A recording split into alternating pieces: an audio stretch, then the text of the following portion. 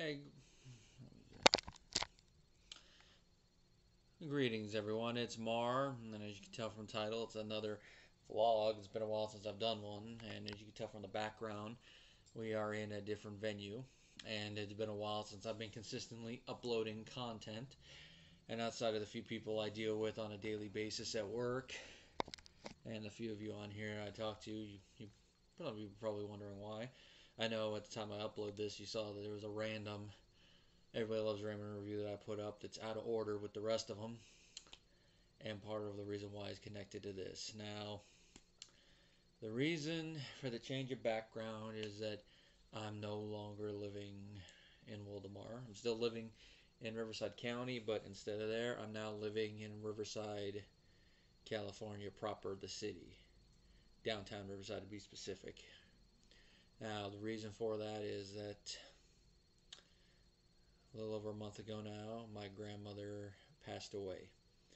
Now, those of you who have been following this channel for any length of time would notice that in a lot of my vlogs and sometimes in my reviews, I drop hints of the fact that I did live with my grandmother. I was raised by her and my step-grandfather who passed away a decade ago. They were basically my parents because of reasons with my parents that I'm not going to get into in this vlog. And my grandmother has had health going up and down and all that.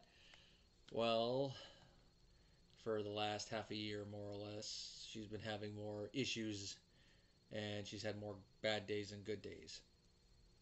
It was to the point where her normal thing was that she would get up, she'd go into the living room for a while, go back to room, living room. It was to the point where she would get up, maybe do something, and then spend most of her day in her room, down to spending most of her day in her room. And eventually she decided she had to go to the hospital, see what was wrong. They were running tests, they couldn't find out what was wrong. So she eventually just called a stop to testing, and we were looking at end-of-life care for her. She was put on a hospice program, which my cousin and my sister-in-law were the two main ones doing that, but a lot of us, my brothers and I, my uncle, had to learn like some of the minor stuff to do to help take care of her. Now, this whole thing started in early February. She came home like the week before my birthday. We did do a little happy birthday thing in front of her, which that was nice. And she made it to March 9th, her birthday. She made it to her 81st birthday. And then after I went to work, and actually was there for just a little bit, she passed away. And I don't remember if I did a vlog about when my grandfather passed, but the same type of scenario. She's there, fine. They leave the room for a bit to come back check on her with a nurse, and she's gone. Like grandma planned it. You couldn't plan it even better than that. Oh, I'm just happy she's not suffering anymore. But because of that, obviously, I had to move because, as I mentioned to some of you folks before, years ago we got a reverse mortgage, or say grandma did, primarily to purchase a new vehicle because at that time we were driving the Jeep. It was starting to go to shit slowly because Jeep, and you got to really keep up on the maintenance.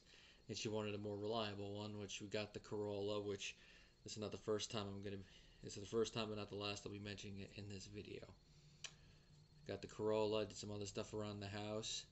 So it was one of those things that I knew once she passed we were going to be having to go through this process.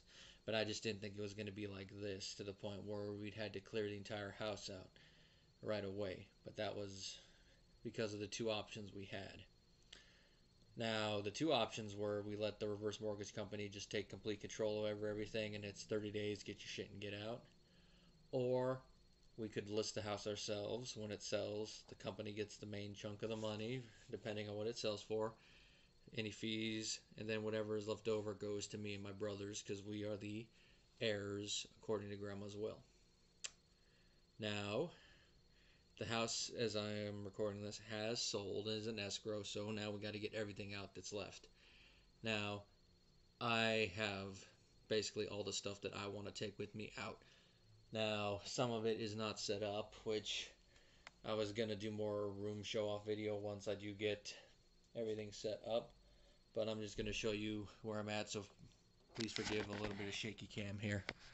I'm sorry about the weird flow. So There's the door.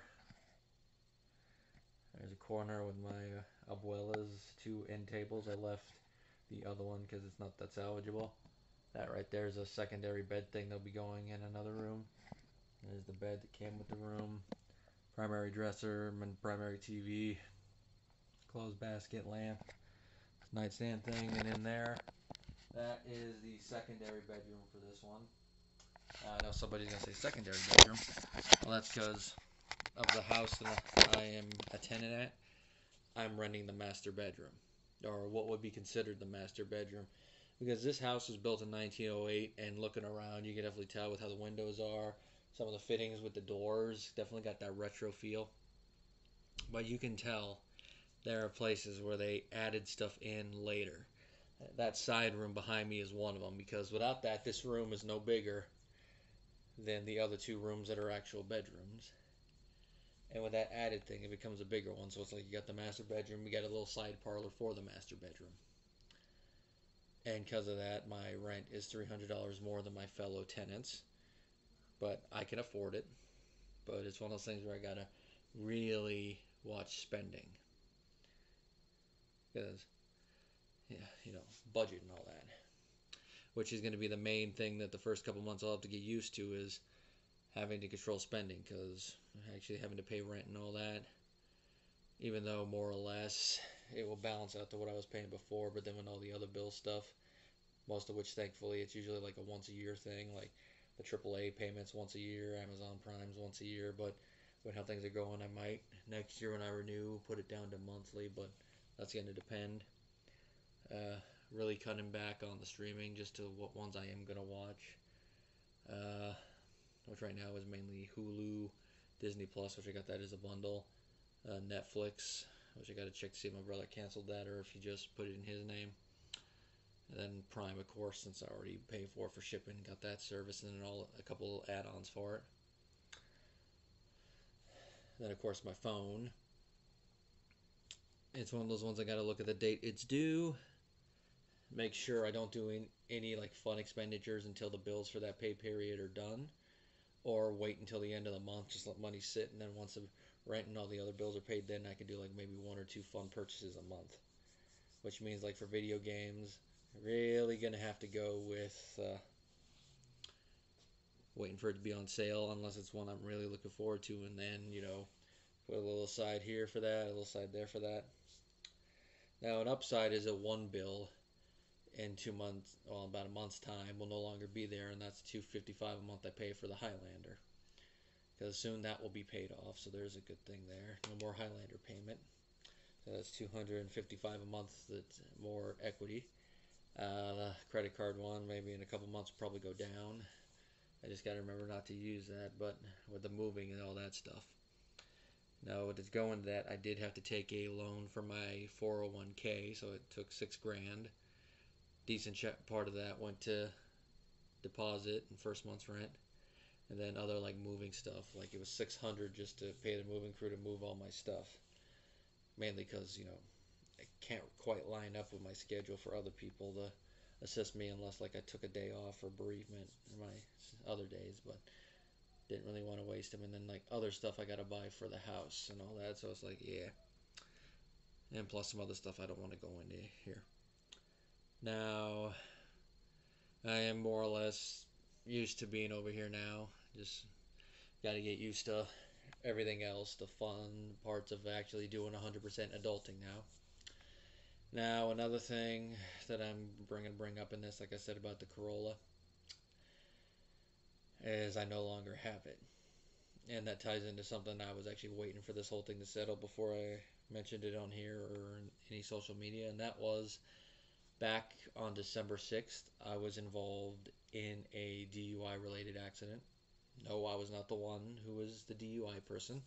I was coming home from work, coming down Bundy Canyon Road in an area, for those of you familiar with the road that they're currently doing construction on, when a male driving a old Toyota truck veered into my lane and hit me head on at an angle. Good thing there was no passengers in the front, because if there were, that person would probably have been seriously injured. Now, Riverside sheriffs were called due to how the accident looked. They did a sobriety test on him. They took one on me just to show they're not picking on him. I obviously passed. He failed twice, and they took him to jail. And I haven't looked up the report for that, but he went to court recently, and based on the letter I got, it's likely he pled guilty to everything. Now, the time consuming part was the insurance. I let my insurance know, he let his know. They're doing the investigation. Now, a couple days after we reported to our insurance companies everything, I get a call from my insurance saying he's trying to file a medical claim. Now, he looked fine at the scene. So if this had actually gone to court, I would have said, just based on how he looked fine. And to my layman opinion, based on how I saw him moving and everything, he looked to have not suffered any serious injuries. Now, me personally, I didn't suffer anything serious enough to actually report to the insurance. All it was like muscle soreness that I felt once the adrenaline started wearing off. That was expected from a collision, and because of the angle and how I was holding the steering wheel, sore wrists for a couple days. But it didn't really impact me in any way other than like I couldn't do arm day a couple days later because doing curls, just pulling it up like that, it felt weird on my wrist. It was not really worth reporting. Now, he's trying to pull that medical claim, and it took a while. Like I said, this started in December. I only found out about how it was found a couple days ago, maybe a week, give or take. All these days are blending together a little bit. Now, with that, I was found not to be at fault, obviously. He was found to be liable. But here's the part that is really a kick in the ass for me. I am not going to be reimbursed for my loss here. And this is the reason why. Because I know some of you are probably going to start typing, going what, or thinking what. Because of him trying to file the medical claim, he had to make a statement, obviously. A combination of his statement, my statement, and the photos I took, and the RSO report showed that he was basically full of crap. The lawyer he retained for that dropped him, and then he stopped cooperating with his insurance company, which I'm going to name drop him. I don't care. Kemper Insurance. Now, just because of that, they denied all claims, and apparently, under the law, in which me and my brother both had this independently confirmed by an attorney, they are allowed to full wholesale deny all claims and not pay out anything unless they want to out of the goodness of their heart, which I think is stupid. Because the way I look at it logically, regardless of what crap he tried to pull, that should not affect my end of the claim. That should only affect his. But that's how some of these stupid insurance laws are written. Now, I don't want to get too far into it, but people make fun of the state I live in, California, for some of the stuff they do, whether you think it's stupid or not, regardless for this situation, other than tying it into this for this point. But having a law that favors the insurance companies like that is stupid. Well, I know the reason is probably there, prevent insurance fraud and other stuff like that. But in a case like this, where the facts are clear, and there's obviously no connection between me and him, and it's me wanting reimbursement for the loss of my vehicle because of their client being intoxicated and getting behind the wheel of a car, yeah, they should be freaking bending over backwards to make me whole so I don't go further with a lawsuit, even if I did not suffer any serious injuries. Now, I bet if I had suffered serious injuries, like let's say that instead of hitting the passenger side, he hit the driver's side, oh boy, they would probably be bending over backwards not to get sued and then pay out anything. Because then it looks there, it'd be a little bit more clear cut. And before we talked with attorneys, I actually did look into a couple to see if there was anyone who would be able to look at this type of case. But sad thing there, it looks like a majority of the attorneys that specialize in accident law want to go at it from the injury angle, which is like, that's sad. But again, that's probably also another reason why that law is favoring the company like that. And of course, because of how the insurance I had on it, mine is not going to want to pay out anything, so basically I got to write off the Corolla, which sucks. I mean, my only other option is to take the guy to small claims court, but then once you get past the fees and the cap being $10,000, which is around what the Corolla would have been worth, maybe a little bit under. You see, I'd put out a little bit money, get that money, because those are the facts of the case. Obviously, I would most likely win. But it's one of those things that, like, okay, I got a case. Is he collectible? Because if he's not collectible, then all I have is a piece of paper saying this bastard owes me money. Which I know there's, there's a thing where it's a point, it's the principle of a thing. But if there's not collectible, the principle of the thing and the paper is worth the paper.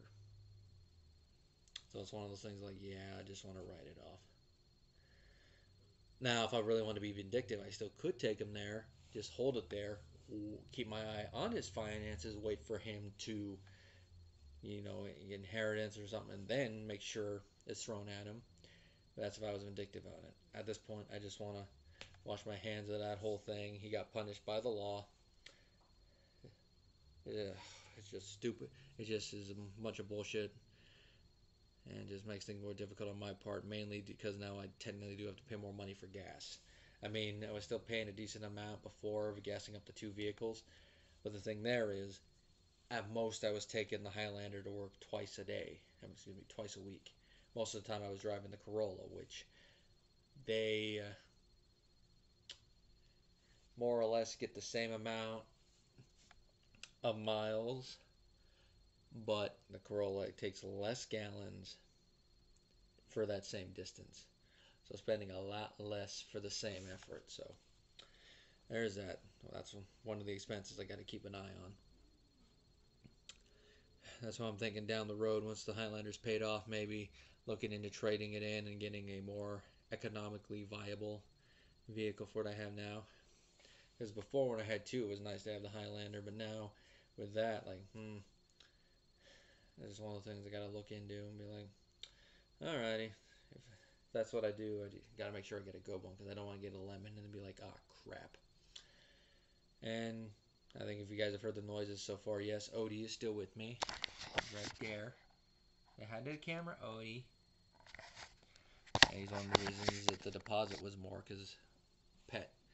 And it's one of the reasons I was kind of a little picky on the place I was going to rent from. But if it came down to it and I had to get rid of him, I would make sure one of the family members was able to take him, which they might, because he's such a cute little boy. Isn't that right, Odie? Well, I'll say there have been some nice advantages to living in this spot. I mean, my commute to work, going, it's more or less the same time-wise. Distance-wise, it is the same, but coming home from work, it is a lot faster. Like the route I take, it takes maybe 35 to 40 minutes depending on traffic and how many people I got to go behind. It's a lot better that way, even with the Highlander and the higher gas thing. Since I'm only buying food for me, and then of course Odie when I got to get his kibble or some of his other stuff, that will be a little cheaper. I mean, I can still buy in bulk certain things and it'll last a while. It's one of those things that I got to time my visits to these stores around certain things. And while I can buy certain things in bulk, because of the fact I'm living in a house with roommates and got the one fridge, I can't buy certain other things in bulk. Like I got the 60 flat of eggs at Walmart when I went after we got paid. But it's one of those things like, yeah, with how much room it takes up, probably just get the 36 flat and then 2 egg whites things and then just go with that, at least for now. Or if I do get more, bring the additional ones up here into my room with the little fridge. It's one of those things that I'm going to have to learn to deal with it, but as this room's come together, maybe I could set something up. Because I already got plans of how I'm going to set that room up. The couch against the wall, bed against it on the other side in case I want to sleep in there at night, or just have an additional sitting area there. Get the gaming stuff set up in there. But that's as the pipe stuff, because some of the boxes that are unpacked in there are ready to get done, but then other ones like my books I need a new bookshelf for, which I already have ordered, but it's one of those things that's going to be a slow process. Like the movies and all that, once I get them, I could just put them in their former spots and it'll be easy. Other spots over there, but it's a slow process, but it is coming together. All in all, though, I am going to try to get back on my video making schedule. I just got to get back into it mentally. That's why I'm thinking that I don't know if I'll do it today or do it tomorrow, but I'm gonna try to knock out a few episodes of Everybody Loves Raymond and get them done. Try to get through the Streakathon because maybe something like that might help with my mental health. And John, I know you're watching this. I am gonna try to get through the Patreon requests I owe you, both that older Chuck Norris one and Falling Down. I really do hate the fact that I wasn't able to get to that one. It's just that with everything, I wasn't able to get around to it.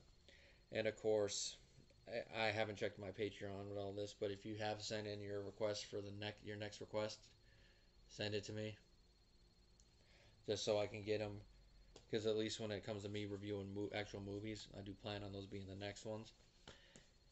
Because I really haven't watched that many movies since all this. I mean, the first movie I watched in the theater afterwards was the latest Mario Brothers movie, which I'm going to say shorthand review about it. I did enjoy it. Chris Pratt, I mean, he's better than I thought he was going to be with how everybody was worrying, but definitely could have gotten a better choice. But for what he did, it worked. My only issue with the film, pace-wise, is that it does have an abrupt ending. It kind of earns it a little bit, but it's one of those ones like, huh? The movie is pretty fast-paced, but it didn't really bother me that much. Maybe in subsequent watch it might more, but first watch didn't really bother me that much. There's not really much else to say now. That's about it. So, thank you guys for watching. Stay tuned for the content coming to the channel. And until next time.